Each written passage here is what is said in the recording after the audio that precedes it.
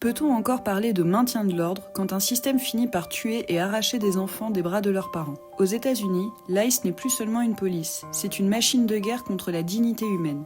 Il faut comprendre que les centres de détention, ce sont des non-lieux, c'est-à-dire des zones où la loi ne protège plus personne et où les gens sont coincés dans une attente infinie, comme s'ils n'existaient plus vraiment pour le reste du monde. On leur enlève leur identité, leurs vêtements, leur dignité. Ce n'est pas juste de l'enfermement, c'est une tentative de désocialisation. On transforme un individu avec une histoire en une simple statistique derrière des barreaux. Le drame atteint son sommet avec la séparation forcée des familles. En anthropologie, la parenté, c'est le fondement même de l'humanité. En brisant ce lien, en isolant des enfants dans des cages loin de leurs parents, l'État commet une violence symbolique absolue. On détruit les structures de protection naturelle pour créer des individus brisés, traumatisés sur plusieurs générations.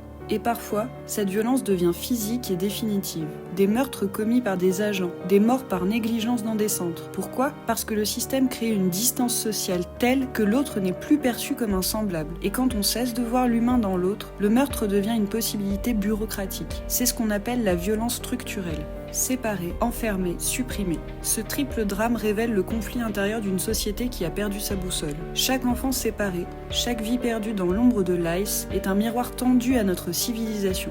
Le drame ne s'arrête pas aux frontières des États-Unis. Il se joue aussi dans notre silence et dans notre refus de voir cette réalité en face. L'anthropologie nous pose cette ultime question. Si nous acceptons que l'autre soit déshumanisé par un système, que reste-t-il de notre propre humanité ?